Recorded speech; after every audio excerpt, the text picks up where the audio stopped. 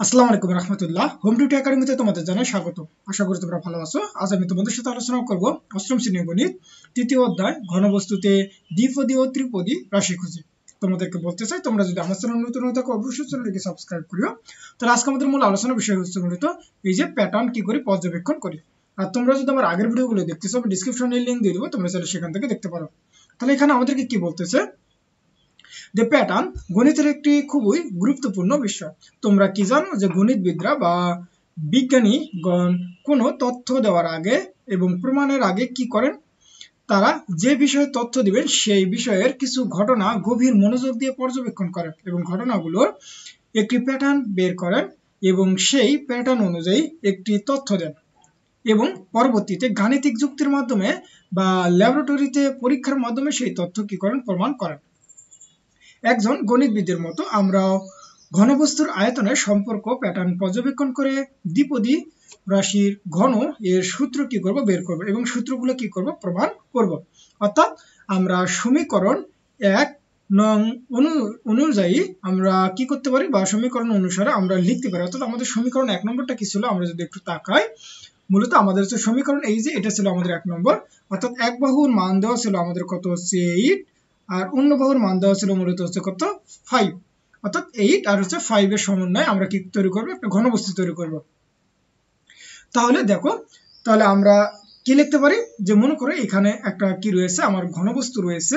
তাহলে এখানে আমাদের দেখো, আমাদের 1 নম্বর সমীকরণটা অর্থাৎ এই যে 8 কিউব, অর্থাৎ 8 কিউব মানে হচ্ছে 8 গুণন 8, তার মানে সেটা এখানে লেখা আছে। তার মানে 8 গুণন 8 গুণন 8, অর্থাৎ এখানে হচ্ছে দৈর্ঘ্য প্রস্থ উচ্চতা তিনটা হচ্ছে সমান। অর্থাৎ এই যে এটা তোমার দৈর্ঘ্য প্রস্থ এবং উচ্চতা এখানে কি তিনটাই হচ্ছে সমান। তার মানে এর আকারে কয়টা রয়েছে, আমার একটা রয়েছে। তারপরে 8 গুণন 8 গুণন হচ্ছে 5, এই আকারের কয়টা ছিল আমার হচ্ছে তিনটা। অর্থাৎ দেখো এই যে 1 2 3, অর্থাৎ এটা কিভাবে আমরা বুঝলাম, অর্থাৎ সমীকরণ 1 নম্বরটার দিকে যদি আমরা তাকাই, অর্থাৎ এই যে 8 স্কয়ার, অর্থাৎ তোমার কি ছিল 8, এই যে গুণন 8 গুণন হচ্ছে 5, অর্থাৎ এই আকারে আমার কটা ছিল, যেহেতু আমার সামনে 3 রয়েছে তার মানে কটা ছিল, আমার 3টা ছিল। ঠিক এই কথাটা এখানে বলছে যে 3টা। তারপরে 8 5 গুণন 5 আকারের সংখ্যা কটা, 3টা। অর্থাৎ এই যে এরকম, যে তার দৈর্ঘ্য কি থাকবে 8 থাকবে, আর হচ্ছে প্রস্থ উচ্চতা কত হবে, 5 হবে। তার মানে এটা যদি আমরা তাকাই, দেখো এই যে এটা, তার মানে দৈর্ঘ্য হচ্ছে আমার কত 8, আর হচ্ছে কত 5 গুণন কত 5, তার মানে এটার সামনে কত রয়েছে 3, তার মানে এই আকারেও ঘনবস্তু আমার কয়টা, 3টা। তাহলে এখানে 3। ঠিক একই ভাবে আমার 5 গুণন 5 গুণন 5, এই আকারে ঘনবস্তু কয়টা ছিল, এই যে একটা। তার মানে আমাদের ওখানে কি ছিল, 5 কিউব ছিল। দেখো তোমরা যদি এখানে একটু তাকাও, আমরা শুধু কি দেখতে পাই, এখানে হচ্ছে 5 কিউব দেখতে পাই। তাহলে এইবার আমরা কি বলতে পারি, তাহলে এখানে মোট আমাদের ঘর সংখ্যা কত হচ্ছে, 1 3 কত 4 3 7 আর 1 কত 8, অর্থাৎ মোট আমরা ঘর পাচ্ছি কয়টা হচ্ছে 8টা। তাহলে এইবার একক কাজে এখানে কি বলতেছে, যে সমীকরণ অর্থাৎ 2 নং সমীকরণ অনুসারে তাহলে ঘরগুলোর আকার বিভিন্ন আকারে ঘর সংখ্যা এবং মোট ঘর সংখ্যা কি করো, লেখো। অর্থাৎ আমরা যদি এইবার 2 নম্বর সমীকরণটার দিকে যদি তাকাই, আমাদের 2 নম্বর সমীকরণটা কি ছিল, মূলত যে এটা ছিল। অর্থাৎ 7 যোগ কত, আমার কত ছিল, মূলত হচ্ছে কত ছিল 6, তার মানে কি 7 6 কত হবে 13। আমরা 13 কে কিভাবে লিখতে পারি, তার মানে হচ্ছে এই যে 7 কিউব যোগ আমরা হচ্ছে কত 3 ইন্টু 7 উপর স্কোয়ার গুণন কত 6, আবার হচ্ছে 3 গুণন 7 গুণন তোমার হচ্ছে 6 স্কোয়ার গুণন কত হচ্ছে 6 কিউব। অর্থাৎ আমরা এইটার দিকে আমরা তাকাইলাম, এখানে আমাদের কি বলতেছে, তাহলে মোট ঘর সংখ্যা কি করতে হবে, এখানে আমাকে লিখতে হবে। তার মানে কি আমরা এই একক কাজটা চলো একটু সমাধান করে ফেলি। তার মানে আমাদের হচ্ছে একক কাজ,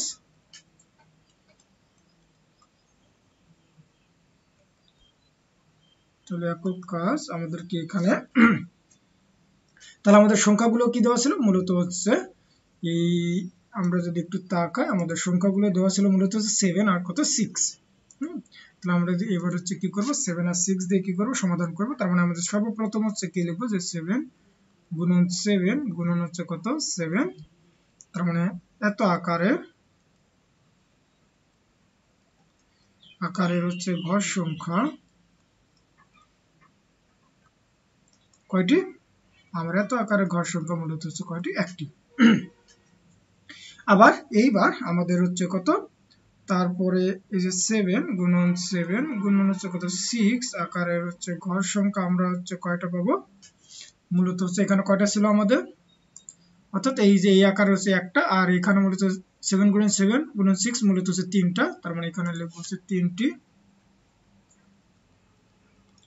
তারপরে আমার হচ্ছে 7 গুণন 6 গুণন 6 আকারের ঘর সংখ্যা, এখানে আমাদের কয়টা ছিল, এই যে 7 গুণন 6 গুণন 6, তার মানে এখানে আমাদের হচ্ছে 3টা, তার মানে এখানে কয়টা ছিল 3টি।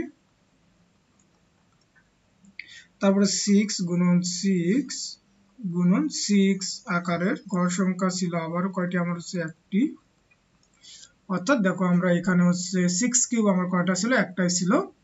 তাহলে এখানে আমাদের হচ্ছে মোট ঘর সংখ্যা কত হবে, অর্থাৎ মোট ঘর সংখ্যা মূলত হচ্ছে কয়টি, 8টি। তাহলে এখানে কয়টা পেলাম, মোট ঘর সংখ্যা মূলত পাইলাম হচ্ছে 8টি। তাহলে এইবার তারপরে আমাদেরকে কি বলতেছে, যে তোমাদের উপরে জোড়াই কাজ থেকে পাওয়া ঘরগুলো আকার, বিভিন্ন আকারের ঘর সংখ্যা এবং মোট ঘর সংখ্যা কি করো, লিখো। তার মানে আমাদের দেখো এই যে জোড়াই কাজ যে দেওয়া ছিল উপরে, অর্থাৎ এই যে জোড়াই কাজটা, এই জোড়াই কাজে আমরা এই 13কে কি ভাবে লিখেছিলাম, অর্থাৎ হচ্ছে 10 যোগ কত 3 তাও 13, আবার হচ্ছে 11 যোগ 3 তাও আমার হচ্ছে কত 13। অর্থাৎ তোমরা যদি আমার এই ভিডিওগুলো দেখতে চাও, আমি ডেসক্রিপশনে লিংক দিয়ে দেবো, তোমরা চাইলে সেখান থেকে দেখতে পারো। অর্থাৎ এই জোড়াই কাজ নিয়ে আমি আর আগের ভিডিওতে আলোচনা করছি, তোমরা চাইলে সেখানটা দেখতে পারো। তাহলে এইবার আমরা এটাকে কি করব, এবার সমাধান করব। তারপর প্রথমটা যদি আমরা সমাধান করি, যে 10 যোগ কত 3, তাহলে এটাকে আমরা কিভাবে সমাধান করব, অর্থাৎ এবার এটা আমরা এটা সমাধান করব। তাহলে এবার হচ্ছে আমাদের 2, তাহলে আমাদের কিভাবে আমরা নিছিলাম, অর্থাৎ হচ্ছে তোমার হচ্ছে 10 যোগ কত 3, এটা হচ্ছে 10 যোগ 3, তার মানে এটাকে লেখা যায় মূলত হচ্ছে 10 কিউব প্লাস 3 10 স্কয়ার গুণন কত হচ্ছে 3 প্লাস 3 10 গুণন 3 এর উপর স্কয়ার যোগ কত আমার হচ্ছে 3 কিউব। আর একটা আমাদের কি ছিল, আর একটা আমরা নিয়েছিলাম মূলত হচ্ছে 11 আর হচ্ছে কত 2, তার মানে আমরা এটাকে লিখতে পারি যে 11 যোগ 2 তাও কত হবে, আমার 13 হবে। তাহলে 11 কিউব প্লাস 3 ইন্টু কত হবে 11 স্কয়ার, 11 স্কয়ার গুণন, এটা হবে হচ্ছে গুণন কত আমার 2 প্লাস 3, 11 গুণন 2 এর উপর স্কয়ার কত হচ্ছে 2 এর উপর কত হবে আমার কিউব। তাহলে চলো আমরা এই প্রথমটা যদি সমাধান করি, তার মানে এখানে দেখো 10 কিউব, অর্থাৎ 10 আমার কটা রয়েছে, 10 কিউব একটাই রয়েছে, তার মানে কি 10 গুণন 10, তাহলে আকারের ঘর সংখ্যা কয়টি রয়েছে, আমার একটি। আবার এসে এই যে 10 রয়েছে দুইটা, 10 গুণন হচ্ছে 3 আকারে আমার ঘর সংখ্যা রয়েছে কয়টি, আমার যদি এর সামনে কয় রয়েছে 3 রয়েছে, তার মানে 3টি। একই ভাবে এখানে দেখো 10 একটা, 3 হচ্ছে কয়টা, আমার দুইটা, তার মানে 10 গুণন 3 আকারের ঘর সংখ্যা আমার কয়টি, এখানেও মূলত হচ্ছে আমাদের 3টি। আর লাস্ট ওয়ান আমাদের হচ্ছে কত 3 গুণন 3 আকারের ঘর সংখ্যা ছিল মূলত হচ্ছে কয়টি, একটি। তাহলে এখানে আমার হচ্ছে মোট ঘর সংখ্যা কয়টি পেলাম, মোট ঘর সংখ্যা। তাহলে দেখো এইবার আমাদের হচ্ছে এই যে 1 3 4 3 7 আর 1 কত আমার হচ্ছে 8, অর্থাৎ মোট 8টি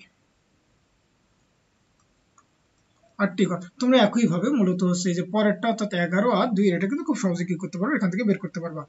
এবার তারপরে আমাদের কি বলতেছে দেখো, যে এবার দ্বিপদী রাশির ঘন এর সূত্র। তাহলে উপরের সংখ্যা রাশির প্যাটার্ন পর্যবেক্ষণ করে দুইটি সংখ্যার জন্য আমরা চলক হিসেবে a ও b ব্যবহার করে শোকেজের আয়তন ও শোকেজের বিভিন্ন ঘরের আয়তনের যোগফল সম্পর্ক থেকে আমরা কি করতে পারি, নিচে জিনিসটা লিখতে পারি। অর্থাৎ তোমরা যদি এই জিনিসটার দিকে একটু যদি তাকাও, আমরা এইবার কি করব, এখানে যে আমাদের যে সূত্রটা দেওয়া ছিল, অর্থাৎ এই বিষয়টাকে যদি আমরা আবার একটু লিখি, তার মানে আমরা এই বিষয়টাকে যদি আরেকবার লিখি, মনে করো যে 10 আর যোগ 3 তারপর কিউব, এটা সমান সমান আমার ছিল হচ্ছে কত 10 কিউব প্লাস 3 10 স্কয়ার গুণন কত 3 প্লাস হচ্ছে 3 আর হচ্ছে 10 প্লাস হচ্ছে 3 এর উপর স্কয়ার প্লাস আমার ছিল হচ্ছে কত 3 তার উপর কত ছিল কিউব। এইবার আমরা 10 এর পরিবর্তে বসাবো হচ্ছে a আর 3 এর পরিবর্তে বসাবো হচ্ছে b, তার মানে আমাদের কি আসবে a প্লাস b তার উপর হচ্ছে কিউব, তাহলে 10 এর পরিবর্তে a কিউব প্লাস 3 10 এর পরিবর্তে a তারপর স্কয়ার 3 এর পরিবর্তে কত b প্লাস এই যে 3a b স্কয়ার প্লাস হচ্ছে আমার কি হবে আমার হচ্ছে b কিউব। অর্থাৎ এটাই মূলত হচ্ছে ঘনের সূত্র, সেটাই আমাদের কি বলতেছে যে আমরা মূলত এটাই কি করতে পারি এখান থেকে পাই। তাহলে দেখো এটি দ্বিপদী রাশির ঘন একটি সূত্র এবং এই সূত্রটি আমরা বিভিন্নভাবে প্রমাণ করতে পারি এবং বীজগাণিতিক নিয়ম ব্যবহার করে আমরা সূত্রটি অর্থাৎ প্রমাণ করব। এবার সূচকের নিয়ম থেকে আমরা পাই যে দেখো আমরা a plus B all cube মানে হচ্ছে a প্লাস বি আমার মোট রয়েছে তিনটা। এবার প্রথমটা আমি সেম রাখলাম। এবার তুমি যদি a দ্বারা এটাকে যদি গুণ করো তাহলে কি হবে স্কয়ার প্লাস ab, আবার a b দ্বারা যদি তুমি এটাকে গুণ করো তাহলে কি হবে ab প্লাস হচ্ছে কি হবে b স্কয়ার। আবার তুমি যদি ab দ্বারা এটাকে গুণ করো তার মানে a প্লাস b এবার স্কয়ার ab আর ab হচ্ছে 2ab আর হচ্ছে কত b স্কয়ার। এবার যদি তুমি আবার ab দ্বারা যদি পুরোটাকে গুণ করো তার মানে মূলত তোমার কি চলে আসবে এটা চলে আসবে। তাহলে এখান থেকে হিসাব করলে এটা কি আসবে a cube plus 3a square b plus হচ্ছে 3a b স্কয়ার প্লাস হচ্ছে কত b কিউব। তাহলে আশা করি এতটুকু তোমরা বুঝতে পারছো। এইবার জ্যামিতিক প্রমাণ করব যে 8টি ঘনবস্তুর এবার খেলা। তাহলে এখানে আমরা ল্যাবরেটরিতে কাজ করার সময় 8টি ঘনবস্তু তৈরি করে উপরে সূত্রটি কি করে প্রমাণ করব। তাহলে কাজটি করার জন্য সুবিধামতো একটি কাঠি নাও এবং কাঠিটির মধ্যে পার্শ্বচিত্রের মধ্যে পেন্সিল দিয়ে একটা দাগ কাটো। অর্থাৎ এখানে একটা কি করতে হবে একটা দাগ দিতে হবে। এবার দাগের এক পাশকে আমরা ধরবো হচ্ছে a এবং অপর পাশকে ধরবো হচ্ছে কত b। এবার উপযুক্ত কাদামাটি শক্ত কাগজ অথবা ককশিট অথবা তোমার সুবিধা মতো কোনো উপাদান দিয়ে a এবং b এর সমান করে নিম্নের দৈর্ঘ্য প্রস্থ উচ্চতা আকারের 8টি ঘনবস্তু কি করো তৈরি করো। অর্থাৎ এই যে এরকম আমাকে কি করতে হবে 8টা ঘনবস্তু তৈরি করতে হবে। এবার তাহলে প্রথম ঘনবস্তু আমার দৈর্ঘ্য প্রস্থ এবং উচ্চতা সমান, তার মানে কি a গুণন a অর্থাৎ পাইলাম কয়টি একটি। আবার হচ্ছে আমার দৈর্ঘ্য প্রস্থ সমান কিন্তু উচ্চতা ভিন্ন, এইরকম পাইলাম হচ্ছে কয়টি তিনটি। আবার তোমার হচ্ছে দৈর্ঘ্য আলাদা প্রস্থ আর উচ্চতা সমান, এইরকম পাইলাম হচ্ছে কয়টি তিনটি। আবার হচ্ছে দৈর্ঘ্য প্রস্থ উচ্চতা আবার হচ্ছে তিনটাই সমান, এইরকম পাইলাম কয়টি হচ্ছে লাস্টে একটি। তার মোট কয়টা পেলাম 8টা।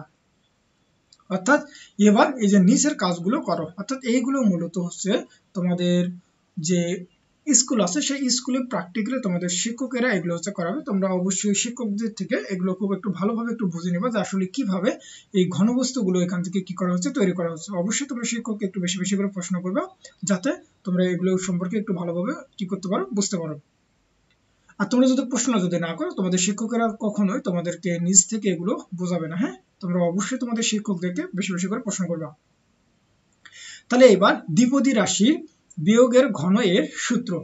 তাহলে ধরি একটি ঘনকের প্রতিবাহু হচ্ছে কত a একক এবং প্রতিবাহু থেকে আমি b একক বাদ দিয়ে একটি করে তাক নিম্নে দৈর্ঘ্য প্রস্থ উচ্চতা আকারে 8টি করে ঘর তৈরি হবে।